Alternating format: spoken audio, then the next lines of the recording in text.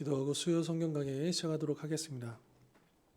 은혜가 풍성하신 하나님 아버지, 또 수요일 오전 이 시간 또 저희들 주의 말씀 앞에 모이게 하신 것 감사합니다. 오늘도 주실 말씀을 기대합니다. 이 말씀으로 우리의 삶을 비춰보게 하시고 하나님의 뜻을 깨닫게 하시고 또 우리가 혹시 놓쳤던 것들을 알게 하시며 우리가 배운 말씀대로 살아가기를 사모할 뿐만 아니라 또 그렇게 살아갈 수 있는 능력도 이 말씀을 통하여 얻을 수 있도록 역사하여 주옵소서. 마칠 때까지 함께해 주실 것을 믿사옵고 예수 그리스도의 이름으로 기도하옵나이다. 아멘. 자, 오늘 교재로는 구과이고요. 예수님과 세례 요한이라는 그 제목으로 오늘 말씀을 나누려고 합니다. 혹시 여러분들 그 야광봉이라고 혹시 아마 보신 적도 저기 직접 이렇게 만져보신 적도 있을 텐데요. 예전에 이제 이런 게 많이 유행을 했었거든요. 뭐 수련회따라든지 어떤 행사대 보면 요 빨대보다는 조금 두껍고요. 그 빨대 크기 정도 되는데 요 안에 이제 어떤 그 빛이 내는 어떤 물질이 들어가 있죠. 자, 그런데 이게 그냥 이렇게 뭐 만약에 이게 야광봉이면 이거 그냥 이것만 가지고는 빛이 안 납니다. 이 야광봉이 빛이 나기 위해서 어떻게 해야 되느냐? 이거를 가지고 다 이렇게 꺾어야 됩니다. 이렇게 꺾으면 따닥 소리도 나고요. 그러면 그 안에 있는 물 그 입자가 뭐 과학적으로는 뭐 제가 자세히는 모르겠지만 이거를 꺾고 막 마디마다 이렇게 꺾고 이렇게 흔들면 여기서 이제 빛이 나는 거죠. 그래서 이제 밤에 행사를 할 때나 뭐 이럴 때 저도 이제 교학교에서 특별히 이제 어린 아이들은 굉장히 좋아하죠. 그래서 그런 이제 야광봉을 사용해 가지고 밤에 빛을 내는. 근데 이 야광봉이 빛을 내기 위해서는 반드시 어떻게 돼야 되느냐? 꺾여야 된다. 깨져야 된다라고 하는 겁니다. 자, 그런데 우리 성경을 읽다 보면 하나님의 사람들이 하나님께 쓰여지기 위해서는 마치 이 야광봉이 그 빛을 내기 위해서 그 용도대로 쓰여지기 위해서 꺾여져야만 했던 것처럼 이 하나님의 사람들도 여러 가지 과정들을 통해서 꺾이고 또 그렇게 낮아지고 또 훈련되어지는 것들을 보게 되는 것이죠. 이렇게 깨어지고 꺾여진 사람들의 이야기는 이 성경 안에 굉장히 많이 기록되어 있다라고 하는 것입니다. 그러니까 우리가 영적으로도 또 때로는 육적으로도 낮아지고 또 우리 연약함이 드러나고 또 우리 어떤 교만함이 꺾이고 어떤 이런 부분들이 바로 하나님께서 우리를 사용하시는 전제 조건이 아닐까라고 하는 생각을 해보게 되는 거죠. 분명 우리는요 하나님의 영광을 드러내야 되는. 그러니까 이 세상에, 그러니까 예수님께서도 우리에게 이 땅의 빛과 소금이 되라고 하셨잖아요. 이제 여기서 말씀하시는 이 빛이라고 하는 것이 그냥 우리를 반짝반짝 빛내게 해라. 그러니까 우리를 드러내라는 게 아니라 그 빛으로 예수 그리스도의 영광을 비추라는 거잖아요. 그러니까 우리에게 주어진 그 사명이 예수님의 그 영광의 빛이 드러나도록 하는 데 있기 때문에 그렇다고 한다면 우리가 더욱 깨어지고 겸손해지기 전까지는 어쩌면 하나님의 그 영광을 그 사랑을 드러내지 못하지 않을까라고 하는 생각이 들어집니다. 그러니까 뭐 능력이 없어서 혹은 뭐 경험이 부족해서 혹은 또 여러 가지 내가 갖춘 조건들이 안 좋아서가 아니라 어쩌면 이것은 우리 개인뿐만 아니라 교회도 마찬가지일 것 같고요. 가정도 마찬가지일 것 같고요. 그러니까 우리 안에 그런 교만함들이 꺾여져야, 나의 그 고집이 꺾여져야, 나의 그 오랜 습관이 꺾여져야 뭔가 변화가 일어나고 그 과정 속에서 하나님의 영광이 드러난다라고 하는 것이죠. 자, 이렇게 이 야광봉 또 이 꺾이는 이야기를 좀 했는데요. 자, 교재에 나와 있는 서론 부분을 제가 한번 읽어드릴게요. 이 과에서는 세례 요한이 어떻게 예수님의 길을 예배했는지 살펴볼 것입니다. 그는 예수님과 하나님 나라를 증언하고 예수님을 높이며 크게 기뻐했습니다. 그리고 그는 사람들에게 경고하고 하나님의 사랑과 권능을 증언했습니다. 그는 자기 사명과 정체성을 잘 알고 있었습니다. 그래서 기쁜 마음으로 그리스도의 오심을 예비할 수 있었습니다. 세례 요한을 통해 그리스도 안에서 자기 정체성을 발견하는 법과 주께서 영광 받으시도록 자신을 겸손히 내려놓는 법을 배울 것입니다. 자, 오늘 우리가 이제 세례 요한에 대해서 우리가 살펴보면서 두 가지를 우리가 배우게 될 텐데, 하나는 우리의 사명이 뭐냐, 우리의 이 땅에서의 우리의 존재의 목적, 우리의 정체성이 무엇이냐, 이 세례 요한을 통해서 우리가 배우고요. 또 하나는 오직 주님만 영광을 받으시도록 우리 자신을 어떻게 낮춰야 되는가, 겸손히 해야 되는가, 세례 요한을 통해서 우리가 그것을 배울 수 있다라고 하는 거죠. 세례 요한은 예수님의 명성과 사역이 더욱더 높아질 수 있도록 비례해서 자신을 더욱더 낮추는 모습을 우리가 보게 될 텐데요. 이게 바로 겸손이다라고 하는 겁니다. 자, 그러면 우리가 요한복음, 지난 시간에 이제 니고데모 본문 이제 3장을 봤죠. 이제 그 직후에 나오는 겁니다. 요한복음 3장 22절부터 28절까지 말씀 한번 보겠습니다.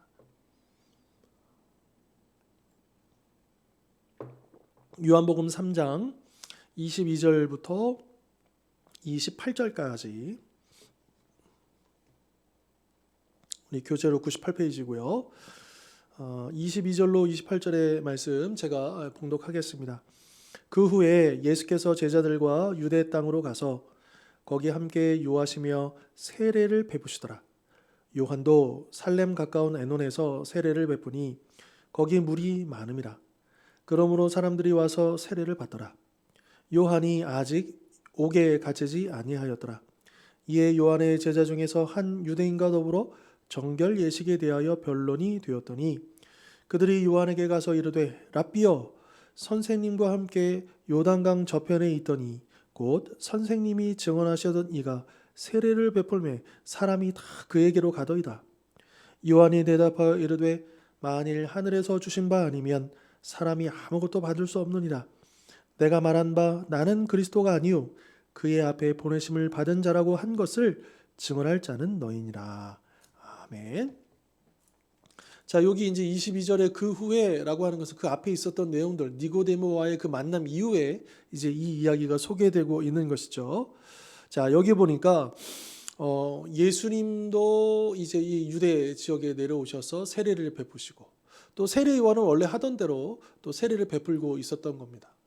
자, 양쪽에서 이제 세례가 베풀어지고 있는데 이 상황들 속에서 이제 세례 요한의 제자들이 예수님이 세례를 베푸시는 걸 보고 또 더군다나 그쪽으로 예수님이 세례를 베푸시는 곳으로 더 많은 사람이 가는 것을 보면서 이제 스승인 요한에게 찾아와서 묻는 거죠. 이 상황들을 이야기하면서 왜 그런가라고 묻는 겁니다.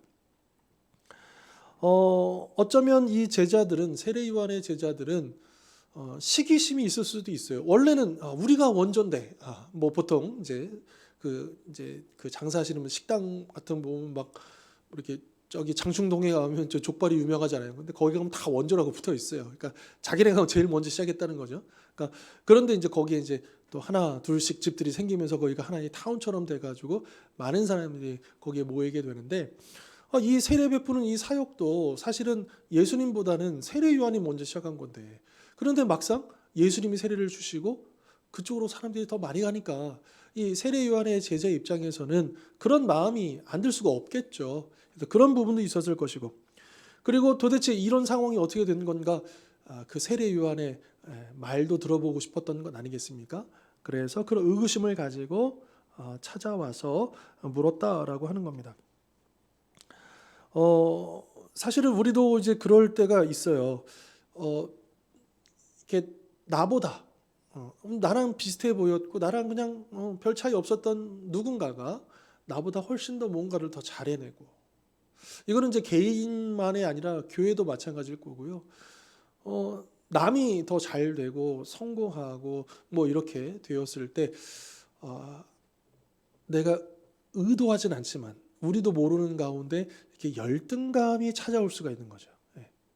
분명히 잘 돼서 박수도 쳐줄 수도 있고 또 정말 기쁜 마음도 있고요. 근데 또 한편에는 왠지 이런 마음도 있는 것이 우리 인간적인 마음 아니겠습니까? 자, 세례 요한은요. 그러면 이 제자들의 질문에 뭐라고 대답을 하고 있는가? 자, 27절에 보면 이제 요한이 대답을 하죠. 그러면서 만일 하늘에서 주신 바 아니면 사람이 아무것도 받을 수 없느니라. 이 의미가 무엇일까? 저도 좀 생각을 해봤는데요. 요한은 이제 그런 의미가 있는 것 같아요. 사실 이 당시에 요한은 굉장히 쉽게 말하면 주목받는 사람이었고요. 많은 사람들이 그를 찾아와서 이 회개의 세례를 받았습니다. 그런데 이제 진짜가 오셨잖아요. 예수님이요. 물론 세례 요한의 제자들은 그것을 이제 잘 충분히 이해를 못했을지도 몰라요. 그러나 세례 요한은 알고 있죠. 그 이어서 28절에 얘기했던 것처럼 나는 그리스도가 아니다. 나는 원조가 아니다. 나는 다만 그 그리스도를 전하는 자로 왔을 뿐이다. 이제 이 정체성을 분명히 알고 있기 때문에 요한은 이런 이야기를 했을 거라고 생각이 들어지는데요. 하늘에서 주신 바 아니면 사람이 아무것도 받을 수 없느니라. 그러니까 그동안의 세례 요한을 통해서 많은 사람들이 와서 회개의 세례를 받고 이것이 인간적인 측면에서는 많은 사람들에게 주목을 받고 또 그렇게 이제 그런 뭐라 그래요? 소문도 많이 나는 그런 사역이 이제 어떻게 보면 예수님의 사역으로 인해서 위축이 되고 줄어드는 것 아닙니까? 근데 여기에 대해서 세례 요한은 분명히 알고 있었다는 거죠.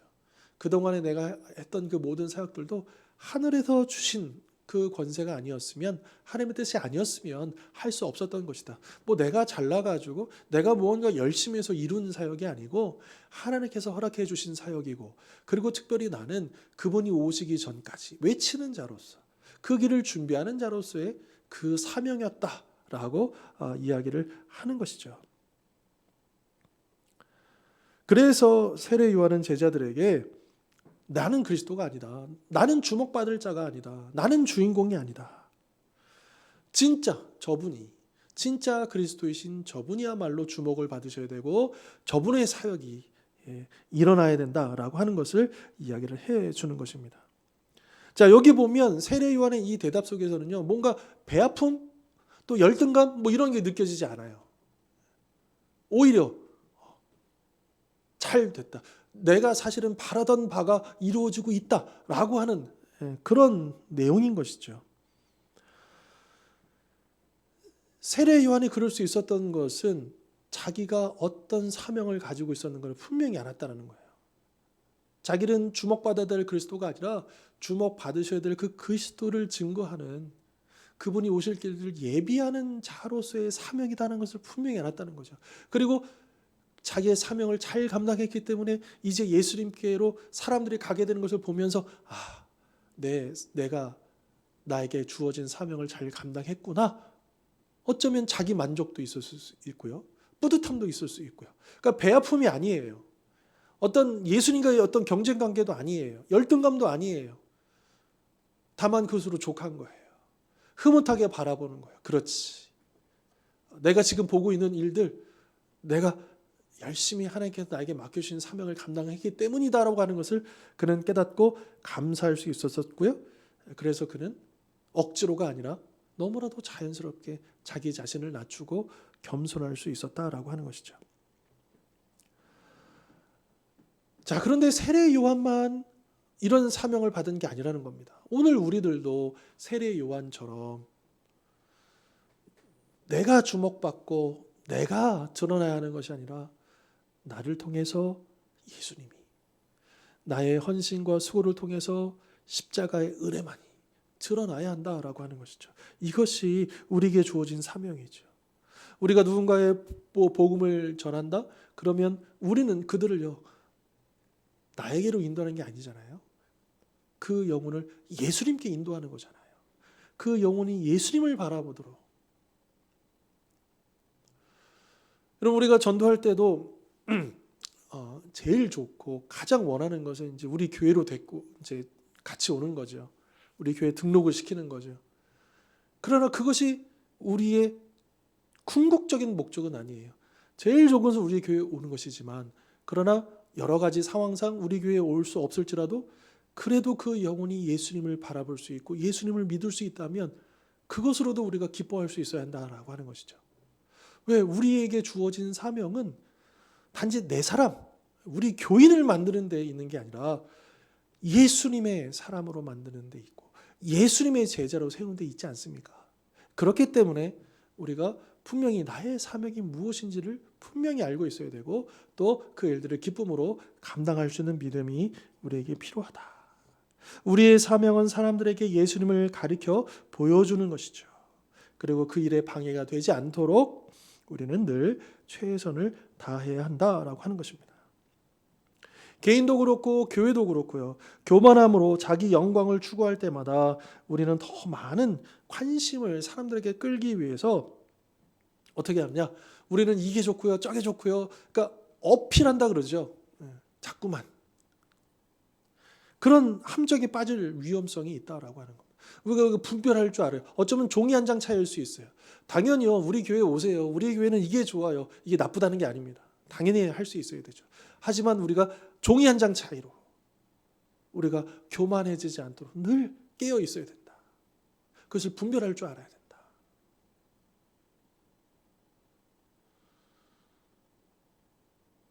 어떤 사람도 어떤 교회도 처음부터 그렇게 의도하지 않았을 거예요.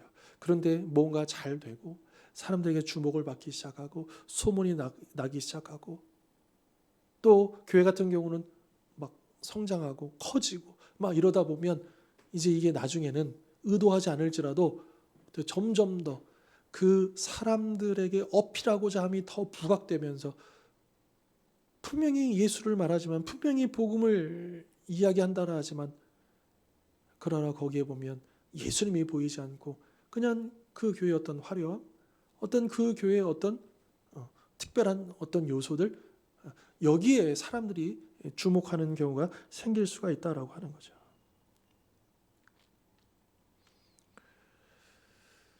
그래서 교회들마다 보이지 않게 경쟁 아닌 경쟁이 되는 겁니다. 교회는 결코 그런 곳이 아닌데 그러다 보면 착각하게 되고 놓치게 되는 거죠. 하나님의 영광과 복음을 위해 일하는 것보다는 자기 왕국을 세우는데 자기 나라를 세우는데 되어져 버리는 거예요. 참으로 마음 아픈 것이죠.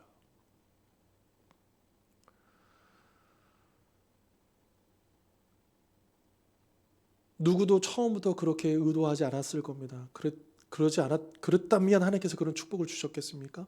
그런데 착각하는 거예요. 그 축복을 받은 다음에 나도 모르게 그 마음이 바뀌어질 수가 있는 거죠. 우리는 이 부분들을 늘 조심해야 한다.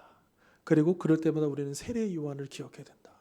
세례 요한은 마음만 먹으면 얼마든지 자기 자신을요 그리스도라고 주장할 수도 있었어요. 그러면 많은 사람들이 더욱더 그를 열광했을 거고요. 그를 그리스도로 여겼을 거예요. 그러나 세례 요한은 분명한 선을 지키고 자기가 누구인지를 분명히 알고 있고요. 그 종이 한 장 차이 그 분별력을 가지고 있고요. 그런 기꺼이 자신을 낮추고 예수님을 높여드리는 그 겸손함을 잃어버리지 않았다라고 하는 거죠. 바로 이 세례 요한의 사역을 통해서 우리는 배워야 합니다. 우리로 하여금 그리스도께만 영광을 돌리도록 여기에 우리의 초점을 맞추도록 그러니까 우리의 모든 수고와 우리 모든 헌신이 오직 예수님의 이름만이 드러나도록 그 십자가의 능력만이 드러나도록 우리가 그렇게 살아가야 하지 않겠습니까? 저도 한창 이 복음에 뜨거워서 20대 때 열심히 이제 캠퍼스에서 또 선교지에서 복음을 전하고 막 그렇게 뛰어다닐 때 그런 기도 참 많이 했어요. 정말 헌신적으로 수고하고 밤낮으로 기도하고 열심히 복음 전하고 막 그렇게 뛰어다니는 그 시절 주님 이 모든 수고와 이 모든 헌신을 다 저 십자가 뒤로 숨어버리게 하시고 오직 내가 원하는 것은 오직 예수님만 드러나게 해주십시오. 나의 이 모든 이 고달픈 이 삶 참 내가 절제하고 내가 수고하고 헌신하는 이 모든 것들을 통해서 오직 그 영혼이 예수님을 알게 해주십시오. 그런 순수한 열정으로 그렇게 주님을 섬길 수 있게 달라 늘 기도하고 또 그렇게 열심히 뛰어다녔던 생각이 납니다. 지금도 물론 마찬가지고요. 또 우리 교회도 그렇게 해야 될 줄 믿습니다. 우리 성도님들도 마찬가지죠. 우리가 이곳에 와서 예배하고 또 주를 위해서 또 기도하고 헌신하고 수고하는 그 모든 것들, 또 이제 오늘도 이따가 이제 2시가 되면 또 전도하러 오실 텐데 우리 권사님들 매일매일 이 수고를 감당하시는 거 누가 지금 이거를 보고 있습니까? 아무도 몰라요. 누가 왔는지 오신 분들만 알지 누가 알겠습니까? 사실 이 일에 대해서 누가 칭찬해 주는 것도 아니에요. 그런데 왜 우리가 그렇게 수고합니까? 그 수고 헌신을 통해서 오직 예수님의 이름이 한 번 더 사람들에게 들려지기를, 그 마음으로 우리가 섬기고 수고하는 것 아니겠습니까? 누구의 인정을 받기 위해서, 드러내 보이기 위해서가 아니라 정말 주님께서 기뻐하실 것들을 생각해 보면서 그 일들을 감당하는 것이죠. 그래서 참 그것이 귀한 헌신이고 하나님께서 기뻐 받는 그런 귀한 일이 될 줄 믿습니다. 자, 그 다음 이어지는 말씀 요한복음 3장 29절과 30절도 계속 보겠습니다. 29절과 30절 세례 요한은 이렇게 계속해서 이야기합니다. 신부를 취하는 자는 신랑이나 서서 신랑의 음성을 듣는 친구가 크게 기뻐하나니 나는 이러한 기쁨으로 충만하였노라. 그는 흥하여야 하겠고 나는 쇠하여야 하리라 하니라. 아멘. 자, 여기 보면 이제 29절에 이제 이 당시의 어떤 문화를 좀 이해할 필요가 있는 거죠. 그러니까 고대 유대 사회에서는 이 결혼식이 있을 때요, 그 신랑의 친구들이, 이 친구가 이 결혼식에 관련된 참 중요한 일들을 잘 이제 하나하나 맡아서 해결해주고 잘 원활하게 진행될 수 있도록, 그러니까 이 결혼식이 잘 진행될 수 있도록, 이 신랑 신부가 잘 주목받을 수 있도록 제일 보이지 않은 곳에서 수고하고 헌신하는 사람들이 누구냐? 바로 이 신랑 친구들이었다.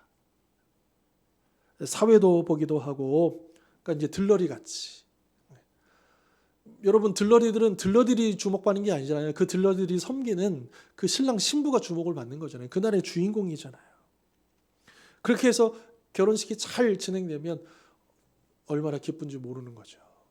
잘 끝났다. 우리 친구가 주인공에 대해서 행복한 결혼식을 올렸구나. 이제 그 기쁨에 대해서 세례 요한은 이야기하는 거죠. 그러니까 신부를 취하는 자, 우리 예수님을, 우리 신부인 우리 교회, 우리 성도들을 취하시는, 그래서 우리 어린 양의 신부로서 우리는 그 어린 양을 기다리고 있는 거잖아요. 그러니까 예수님께서 재림하시는 그 날은 바로 그 결혼식과 같은 날인 거죠. 그래서 주님께서 우리를 맞이하러, 이 고대 유대에서도 그 신부를 맞이하러 신랑이 오는 거잖아요.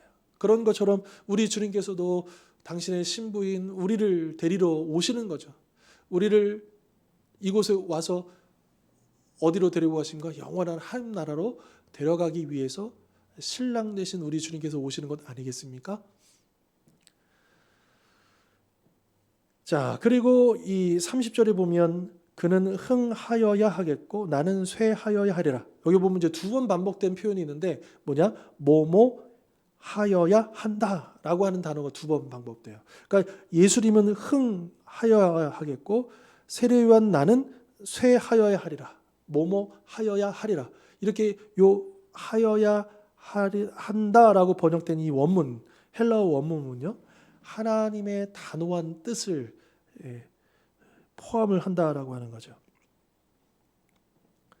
그러니까 세례 요한은 여기서 고백하는 게 뭐냐면 이건 마땅하다라고 하는 것입니다. 자기는 억울하지 않다라고 하는 것입니다. 예수님은 나랑은 비교조차 할 수 없는 분이라는 것을 고백하는 것이죠. 이렇게 되는 것이 하나님의 뜻일 뿐만 아니라 너무나도 당연한 것이고, 예수님은 나는 예수님과 비교조차 할 수 없는 참 부족하고 열악한 존재인 것을 고백하는 참 겸손한 그런 믿음을 우리에게 보여주고 있는 것입니다. 이처럼 세례 요한은 이 예수님의 사역이 잘 되는 것을 시기하지 않고 오히려 기뻐할 수 있는 그 이유를 바로 이 신랑, 이 결혼식에 예를 들어서 설명을 해 주었던 것이고요. 이 신랑의 친구들이 그러하듯이 세례 요한은 자신의 역할은 신랑 되신 이 예수님을 위해서 준비하고 또 섬기는 것이다 라고 고백한 것입니다. 결혼식에서 주목받을 사람은 신랑의 친구가 아니라 신랑인 것이죠. 그러니까 세례 요한은 이 대답을 통해서 여기서 우리가 얻을 수 있는 것은 세례 요한이 얼마나 그도 그리스도를 얼마나 기다렸는지를 보여주는 겁니다. 그 또한 그리스도를 기다리는 사람이었다는 거예요. 주님이 오시기를 그랬다는 거죠. 세례 요한은 신랑의 친구의 역할을 감당하는데 완전한 기쁨을 발견했다라고 하는 것이죠. 예수님이야말로 모든 관심을 받으실 신랑이자 그토록 고대하던 그리스도이심을 그는 확신하고 있었습니다. 그래서 자기 역할은 신랑 대신 예수님을 높이는 것, 그리고 그분께 누가 되지 않도록, 혹여라도 방해가 되지 않도록 자기는 숨어 버려야 한다라고 하는 것입니다. 이 세례 요한에 대해서 성 어거스틴, 유명한 초대 교부이죠. 그는 이런 기록을 남겼습니다. 세례 요한의 위대함이 바로 여기에 있습니다. 사람들이 그를 그리스도로 생각할 때 그는 자신이 그리스도인 척 속이기보다는 겸손하게 행동하기를 원했습니다. 그러니까 세례 요한의 진정한 위대성은 바로 그리스도를 인정하고 그분 앞에 겸손히 자신을 낮추는 데 있었다. 그 겸손함에 세례 요한의 위대함이 있었다라고 하는 것입니다. 이러한 세례 요한의 모습은요, 우리가 정말 어디서 진짜 기쁨을 찾을 수 있겠는가? 여러분, 우리는 정말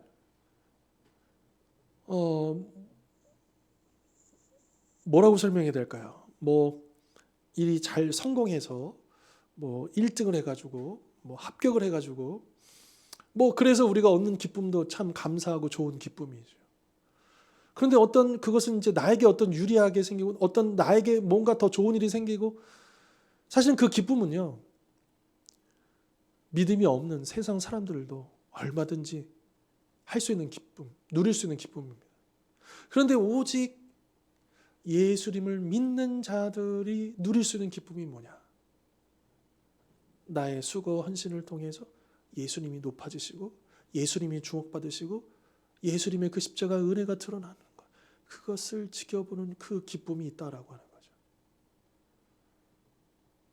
참 몸은 고달픈데 마음은 참 부담감이 있는데 주를 위해서 열심히 수고하고 헌신하는 게 기쁨이 된다는 겁니다. 세상 사람들은 이해할 수 없는 기쁨인 것이죠. 오직 주님 안에서 진정한 세례 요한과 같이 자신을 낮추면서 수고하고 헌신하는 사람들만이 누릴 수 있는 기쁨이다 라고 하는 것입니다. 이 기쁨은 세상이 줄 수도 없는 기쁨이고 세상이 이해할 수도 알 수도 없는 그런 기쁨이다 라고 하는 것이죠. 따라서 우리는 내 인생이, 내 삶이 오직 예수님을 높여드리는 그 목적을 위해서 우리가 살아가야 한다라고 하는 것이죠. 우리 인간의 첫 번째 목적이 뭐냐? 제일 첫 번째 목적은 바로 하나님을 영화롭게 하는 것이다. 사도 바울도 그래서 뭐라고 고백합니까? 우리가 먹든지 마시든지 무슨 일을 하든지 다 하나님의 영광을 위해 하라 라고 우리에게 권면하고 있잖아요. 세상의 관점에서는 우리가 다 그냥 하나님의 영광을 위해서 우리는 다 정말 종처럼 노예처럼 우리가 다 이렇게 이해할 수 있겠지만, 그런데 놀랍게도 하나님의 영광을 받으시면 우리 안에 기쁨이 온다라고 하는 것이죠. 세상이 알 수 없는 기쁨이 거기 있다라는 것이죠. 이 세상에서 누릴 수 있는 그 즐거움이 아니라 세상 사람들도 할 수 있는 그런 기쁨이 아니라 세상 사람들은 꿈에도 생각할 수 없는 그 기쁨이 바로 우리가 한없이 낮아지고 하나님을 높여드릴 때. 여러분, 그래서 예배도 그런 시간 아닙니까?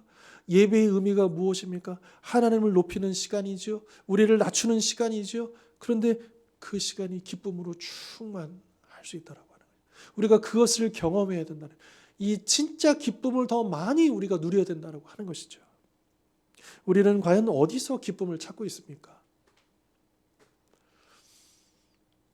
맛있는 것을 먹고 내가 원하는 것을 이루고 좋은 일들이 더해져서 그 기쁨을 누리는 것도 기쁨이지만, 그러나 이러한 기쁨 외에 더 궁극적인, 진짜 거듭 반복되어지지만 세상이 알 수 없는 진짜 이 기쁨, 주님을 섬길 때 찾아오는 기쁨, 주님을 높여드릴 때 찾아오는 그 기쁨을 우리가 얼마나 누리고 있는가를 돌아볼 필요가 있을 것 같습니다. 요즘 우리 성도들의 마음이 어떨지 모르겠어요. 어떤 일들이 있으실지 모르겠어요. 가정에 또 개인적으로 여러 가지 일들이 있겠죠. 또 어떤 성도님들은 요즘 그래도 평탄하고 큰 문제 없이 감사하게 지내시는 분들도 계실 거고요. 또 어떤 성도님들은 또 몸이 힘들고 또 어려운 일들이 있고 고민이 있고 걱정거리가 있을 수도 있고요. 사실 뭐 걱정이 없는 사람들은 아무도 없겠죠. 아무튼 우리는 그렇게 일상을 매일매일 이렇게 살아갑니다. 뭐 특별한 일이 없을지라도 우리 인생이 그렇게 흘러가고 있죠. 그러다 보면 우리가 자꾸만 우리 안에 그 진정한 기쁨이 채워지지 않으면 이제 다른 것을 채우고 싶어지는 거예요. 그 갈급함이 생기는 거죠. 그러니까 우리의 그 영적인 갈급함이 어디서로부터 나오느냐? 우리가 정말로 하나님을 섬길 때 주어지는 그 기쁨. 예배를 통해서 하나님을 높여드리고 내가 나를 낮출 때 주어지는 그 기쁨이 충분하지 않기 때문에 어쩌면 우리가 다른 기쁨을 찾고 있는 건 아닌가라고 하는 겁니다.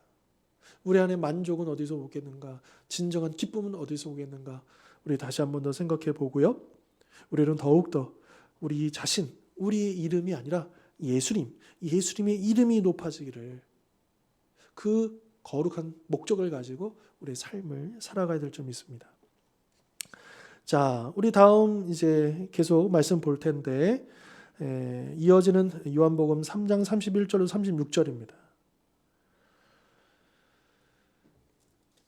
31절부터 36절까지 말씀, 우리 교재로 101페이지고요.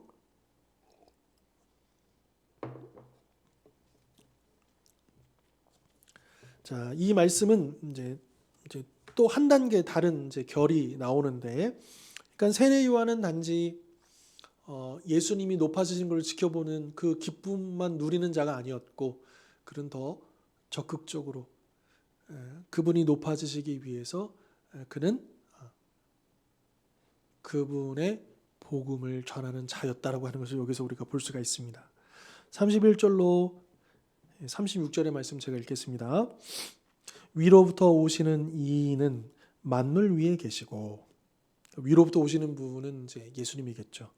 땅에서 난 이는 땅에 속하여 땅에 속할 것을 말하느니라. 땅에 난 이는 자기 자신 얘기하겠고요. 하늘로부터 오시는 이는 만물 위에 계시나니 그가 친히 보고 들은 것을 증언하되 그의 증언을 받은 자가 없도다. 그의 증언을 받는 자는 하나님이 참되시다는 것을 인쳤느니라. 하나님이 보내신 이는 하나님의 말씀을 하나니 이는 하나님이 성령을 한량없이 주심이니라. 아버지께서 아들을 사랑하사 만물을 다 그의 손에 주셨으니 아들을 믿는 자에게는 영생이 있고 아들에게 순종하지 아니하는 자는 영생을 보지 못하고 도리어 하나님의 진노가 그 위에 머물러 있느니라. 아멘. 자, 여기 이 말씀 보면요, 예수님을 어떻게 표현하고 있습니까? 위로부터 오시는 분이다. 하늘로부터 오시는 분이다. 하나님이 보내신 이다. 그러니까 세례 요한은 예수님이 어디에서 오셨는지 그분이 누군지를 정확하게 알고 있었다라고 하는 거예요. 특별히 그는 예수님은 그냥 하나님이 보내신 어떤 그런 이제 천사 같은 존재가 아니고 하나님과 동등한 만물 위에 계시는 분이다라고 하는 것을 분명히 이야기하죠. 예수님이 하늘에서 내려오신 그리스도이시라면 세례 요한 자신은요, 그저 땅에서 난 증인에 불과하다. 즉 이 말은 뭐겠습니까? 자신이 아무리 이 세상에서 뛰어나다 할지라도, 사람들에게 주목을 받는다 할지라도 예수님의 권위 아래 있을 뿐이다. 그런 이제 고백인 것이죠. 특별히 36절 보시면 이 아들을 믿는 자에게는 영생이 있고 아들을 믿지 않는 자에게는 영생을 보지, 이렇게 가야 이제 뭐가 대꾸가 맞는 것 아니겠습니까? 근데 여기 보면 이제 믿는 자라고 해놓고 순종하지 않은 자, 즉 여기서 이 순종하지 않는 자를 믿지 않는 자 같은 의미로 사용을 하고 있다는 것을 우리는 주목해야 합니다. 믿는 자들은 당연히 예수님께 순종하겠죠. 그러나 믿지 않는 자들은 당연히 순종하지 않을 것입니다. 그러니까 이게 무엇을 얘기해 주냐면 믿음과 순종, 믿음과 행함은 아주 밀접한 관련이 있다라고 하는 겁니다. 믿음이 있으면 행동으로 나타날 수밖에 없다라고 하는 거고요. 그럼 이걸 뒤집어 보면 뭡니까? 행동으로 나타나지 않는다? 그러면 믿음이 있느냐라고 의문부호가 붙을 수밖에 없다는 거예요. 물론 행동하지 않는다고 해서 믿음이 없다라고 단정 지을 수는 없을 겁니다. 하지만 의문부호가 붙는 거예요. 요즘 우리가 사무엘상 큐티 새벽 본문 이제 나누고 있는데 사울 왕이 나오잖아요. 이 사울 왕이 불순종해요. 그런데 오늘 새벽 본문에서도 사무엘이 이 불순종한 것을 단지 그가 어리석었기 때문이다, 망령되었기 때문이라고 얘기하지 않아요. 이건 영적인 죄라고 얘기해요. 불순종이라고 얘기를 해요. 그러니까 이 관점에 본다면 사울 왕은 어떻습니까? 믿음이 없는 거예요. 하나님에 대한 믿음이 없는 거예요. 물론 그런 믿음은 있었어요. 제사를 드리면 그래서 군사들의 사기를 도두어서 이 전쟁에 승리할 수 있을 것이라는. 근데 이거는 마치 미신을 믿는 것 같은 신앙이었다는 거예요. 이건 신앙이라고 할 수도 없죠. 그러니까 여호와 신앙이라고 하는 것, 그가 가지고 있었던 신앙이라고 하는 것은 마치 부적처럼 지금 적들을 상대하는데 여러분 영화 보면 드라큘라 영화 보면 이제 막 십자가 막 이렇게 하면서 막 물리치잖아요. 그런 것처럼 이 사탄과의 영적인 전쟁에도 단지 그냥 십자가를 이렇게 그러니까 그 정도의 믿음밖에 없었다라고 하는 거죠. 그런 인격적으로 하나님이 어떤 분이시고 하나님이 어떤 일들을 하시고 또 하나님이 하신 일들을 끝까지 기다리지 못했어요. 알지도 못했고요. 그런 참 안타까운 사람이었죠. 그러니까 다윗 왕과 사울 왕의 결정적인 차이는 뭐냐 하면 사울이 하나님의 이름을 몰랐습니까? 알았습니다. 그도 열심히 제사를 드렸어요. 예배를 드렸어요. 하지만 안타깝게도 다윗처럼 하나님을 친밀하게 깊이 있게 인격적으로 하나님을 만나지 못했다는 거죠. 그 시대에 많은 사람들이 그랬던 것처럼 여러분 사무엘이 그 어릴 때도 그 엘리 제사장의 두 아들들이 언약궤를 앞세워서 전쟁터에 나가잖아요. 이건 미신과 같은 신앙이에요. 인격적인 신앙이 아니에요. 이용해 먹는 거예요. 하나님의 이름을. 자신들의 승리를 위해서. 자신들의 구원을 위해서. 여러분 우리는 하나님을 이용하는 자가 아니잖아요.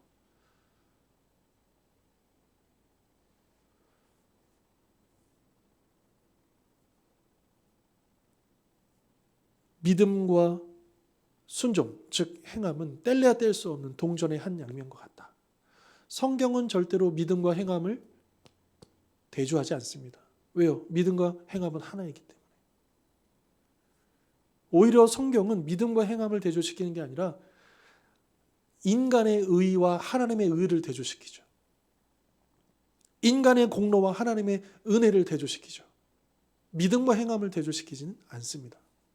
믿음은 곧 행함이다 라고 하는 부분. 따라서 우리가 정말 예수님을 믿는다 한다면 이것이 순종이라는 삶으로 드러나야 될 텐데 우리는 과연 어떻습니까? 우리가 예수님을 믿읍시다. 예수님을 믿읍시다. 제가 예전에 그 얘기 한번 드린 적이 있는데 우리 한국교회 존경받는 한경직 목사님이에요. 이제 은퇴하시고 남한산성에서 이제 지내실 때 그 수많은 그 제자들 또 후배 목사님들이 또 이제 찾아뵙고 인사드리고 하지 않았겠습니까? 근데 저도 이제 신대원 때 이제 그 이야기를 들었는데 거기 이제 찾아간 이렇게 이제 찾아뵙고 인사드렸던 그때 목사님이었나 교수님이었나 아무튼 직접 얘기를 들었는데 그 뭐라 그럴까 그 큰 목회자시잖아요. 굉장히 존경받는 목회자잖아요. 근데 그렇게 찾아가서 이렇게 뭐 덕담, 조언 이렇게 하시는 말씀이 그냥 한 가지였다는 거예요. 뭐냐? 한경진 목사님이 늘 예수님 잘 믿으세요? 요거였다라는 거예요. 그러니까 우리가 예수님을 잘 믿는다는 게 무엇일까? 저는 한국교회가 많은 부분을 놓치고 있다라는 생각을 좀 해보게 됩니다. 그래서 예수를 믿는다는 게 어떤 의미일까? 오늘 여기에 적용해 본다면 예수님을 잘 믿는다고 하는 것은 어때요? 예수님의 말씀을 잘 순종한다는 것 아니겠습니까? 과연 우리는 예수님의 말씀에 얼마나 잘 순종하고 있는가? 그러니까 예수님을 믿는다는 것이 단지 그냥 열심을 가지고 어떤 종교적인 헌신과 어떤 종교적인 예식과 여기에 집중하는 게 아니라, 물론 그것이 틀렸다가 아니라 당연히 그것을 중요하게 우리가 놓쳐서는 안 되지만, 그러나 그것이 우리의 삶의 현장에서, 가정에서, 학교에서, 일터에서, 이 세상에서 우리가 예수님의 말씀에 순종함으로 드러나야 될 어떤 삶이 있어야 되잖아요. 그래야 우리의 믿음이 진짜인지 아닌지가 드러날 것이고요. 그러니까 우리의 믿음과 삶이 어우러지는 일관성 있는 어떤 이것이 있어야 정말 그게 진짜 믿음 아니겠습니까?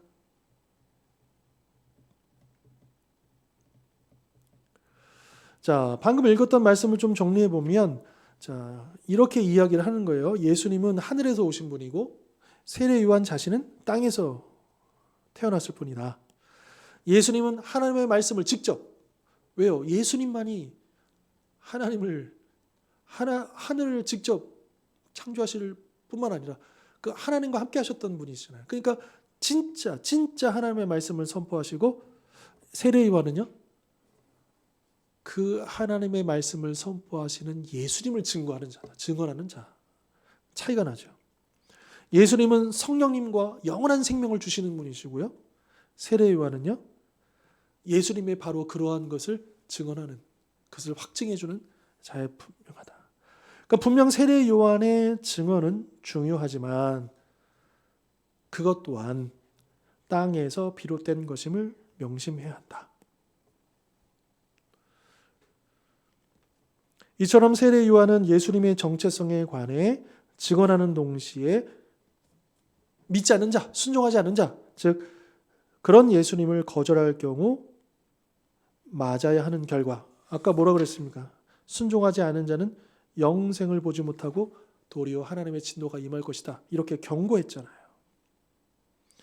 영생을 거부하는 이들에게 하나님의 진노가 있을 것이라고 말했습니다. 예수님을 믿지 않거나 그분의 증언을 거부하는 자들은 하나님의 진노를 받게 된다라고 하는 거죠. 그러니까 지금 보십시오. 세례 요한이 단지 그는 흥하여야 하겠고 나는 쇠하여야 하겠다, 이제 이런 이야기만 하고 끝난 게 아니에요. 제자들에게 분명히 얘기해요. 그분을 믿어야만 영생을 얻을 수 있고 믿지 않으면 영생을 얻을 수 없다. 복음을 전하고 있다라고 하는 거죠.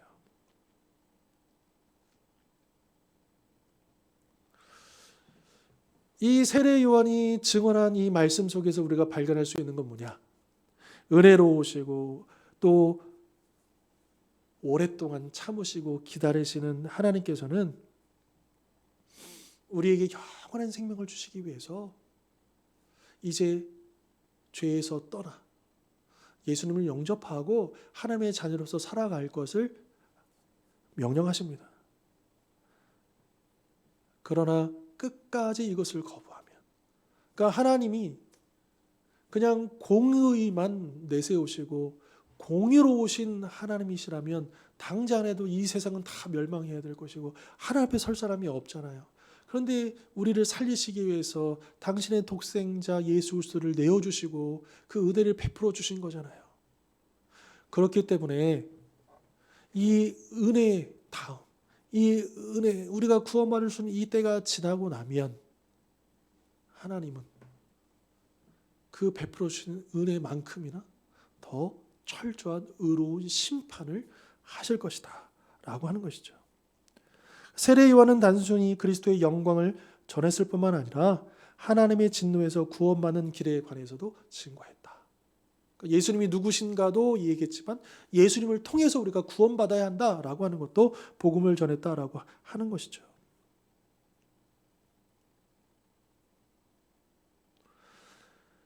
여기서 우리가 한번 생각해 볼 거는요. 오늘날에 우리가 복음을 전할 때 예수님을 믿으면 구원받고 또 예수님을 믿으면 이렇게 되고 이렇게 되고 이렇게 되고 그러니까 좋은 이야기를 많이 해요. 하나님이 우리를 사랑하시고요. 하나님이 우리를 놀라운 계획을 가지시고요. 당연하죠. 너무나도 맞는 말이죠. 그런데 예수님을 믿고 영접하고 또 그렇게 잘 되는 이야기들 많이 하는데 영접하지 않으면 이 이야기가 많이 축소되어 있지 않은가. 그러니까 구원에 대해서는 굉장히 많이 이야기하지만 심판에 대해서는 상대적으로는 구원보다는 적게 이야기하고 있지 않은가. 세례요한을 보십시오. 분명히 똑같이 얘기하고 있어요. 믿으면 영생을 얻고 믿지 아니하면 영생을 얻지 못할 뿐더러 하나 더 추가합니다. 하나님의 진노가 임할 것이다. 그러니까 심판에 대한 경고가 그 복음 안에 포함이 되어 있었다라고 하는 것이죠.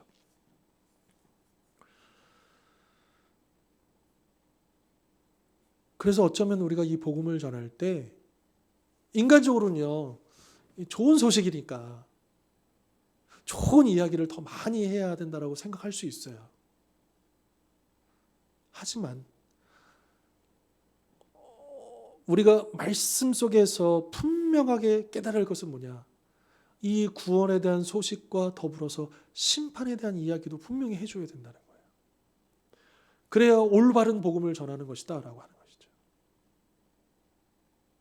하나님의 말씀에 순종했을 때 우리가 받게 되는 그 축복에 대해서도 이야기해야 되지만 그러나 순종하지 않았을 때 그 심판에 대해서도 동일하게 이야기를 해야 한다. 물론 이런 의도면 안 돼요. 마치 공포를 조장해가지고요. 순종하지 않으면 저주가 임하니까 막 이런 식으로 막 해가지고 그 순종하게 하는데 그 순종이라고 하는 것이 정말 예수님께 순종하는 게 아니라 사람에게 순종하고 조직에게 순종하고 이런 식으로 가버리면 안 되죠. 이제 그런 차원의 문제가 아니고 정말 우리 자신도 그렇고요. 우리가 이 복음을 전할 때 구원에 대한 기쁨 소식, 그 은혜, 그 이야기도 하면서 동시에 그 은혜만큼이나 우리가 그 심판에 대한 이야기도 할 수 있어야 되겠다라고 하는 것입니다. 자, 결론 부분 제가 한번 읽겠습니다. 세례 요한은 예수님의 사역을 직접 증거하는 증인이었습니다. 세례 요한 또한 우리처럼 복음의 증인이었다는 거예요. 그는 겸손했기에 예수님의 이름이 자기 이름보다 높여지는 것을 기뻐할 수 있었습니다. 그는 사람들이 예수님을 그냥 아는 것으로 혹은 그분의 사역을 보려고 몰려드는 것으로는 충분하지 않다라고 경고하면서도 기뻐했습니다. 왜냐하면 하나님이 원하시는 것은 백성들이 예수님의 말씀을 듣고 그분을 주님이자 구세주로 영접하는 것이라고 생각했기 때문입니다. 그러니까 분명 세례 요한은 예수님이 주목받기를 원했고 많은 사람들이 예수님께로 가기를 원했어요. 근데 그가 더 추가로 얘기했던 것은 단지 그냥 예수님께 관심만 보이고 그냥 예수님에 대해서 뭔가 잠깐 반짝 이거는 안 된다. 그분을 영접해야 된다. 그분의 말씀에 순종해야 된다. 분명히 이야기를 했고요. 하나님은 우리에게도 세례 요한과 같은 사명을 주십니다. 깨어지고 겸손해지면 하나님께 쓰임을 받을 수 있습니다. 그렇게 되면 어두운 세상에서 예수 그리스도의 영광을 밝히는 빛의 역할. 야광봉 기억나시죠? 깨지고 부러지고 휘어지고 이렇게 해야 그 안에 있는 그 물질, 빛을 내는 입자들이 자극을 받고 톡톡톡톡 터지는 소리가 나거든요. 깨면 그러면서 이제 빛이 나는 거죠. 목표는 사람들의 관심과 애정이 예수님께로 향하게 하는 것입니다. 사람들이 예수님을 자기 구주로 알고 영접하는 것보다 더 큰 기쁨과 만족은 없을 것입니다. 세례 요한이 그랬던 것처럼 우리도 신랑의 친구로서 겸손한 자세로 사람들의 관심이 자신이 아닌 독생자 예수 그리스도를 향하도록 해야 합니다. 그 교재에 보면 이제 핵심 교리라고 해서 이제 전도라고 하는 그 타이틀로 해서 박스 안에 있는 글이 있거든요. 제가 한번 읽어드릴게요.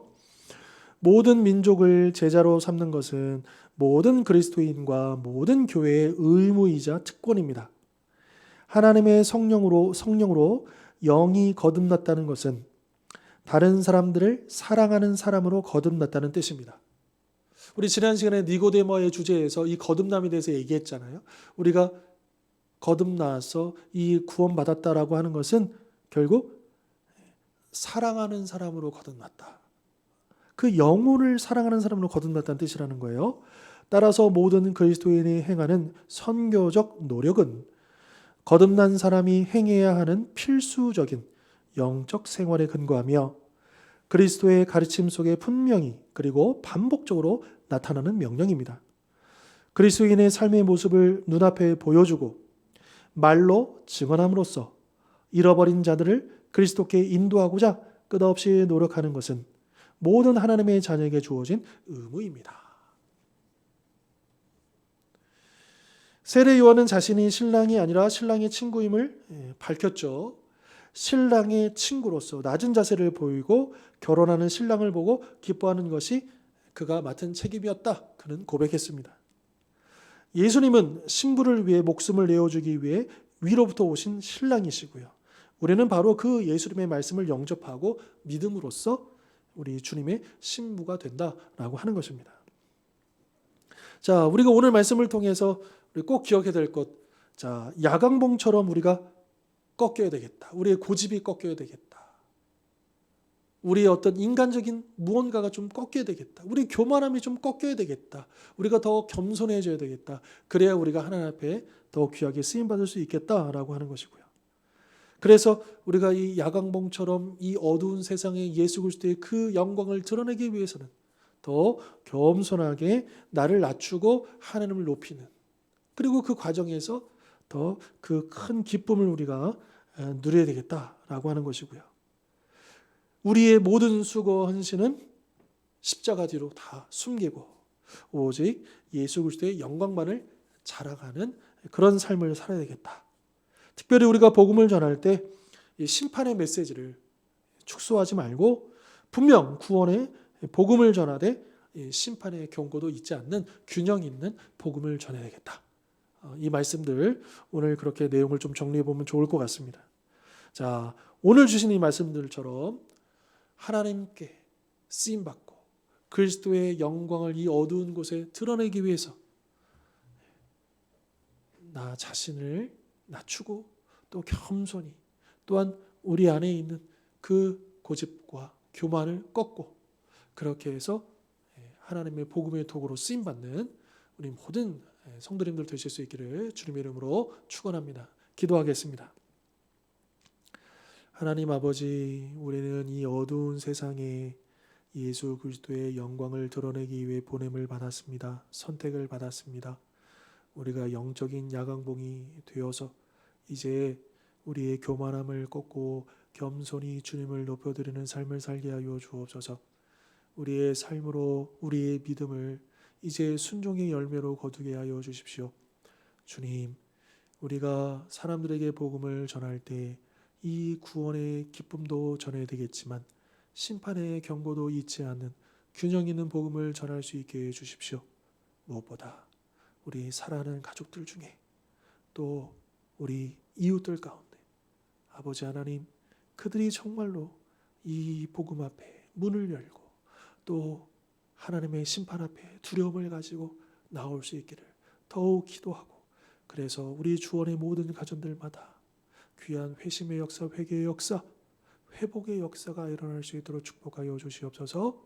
특별히 우리 주원교회가 더 겸손한 교회 되기를 원하며 우리 온 성도들이 하나님을 높여드리고 그 일들을 위하여 수고할 때 진정한 이 세상이 알지 못하는 기쁨을 더 많이 누릴 수 있도록 축복하여 주시옵소서. 예수 그리스도의 이름으로 기도하옵나이다. 아멘. 자, 오늘도 함께해 주셔서 감사드리고요. 우리 다음 시간에 예수님과 사마리아 여인 아시죠? 그래서 우리 요한복음 이제 4장으로 넘어갑니다. 그래서 이 사마리아 여인과의 이 사건 또 우리 함께 살펴보도록 하겠습니다. 감사합니다.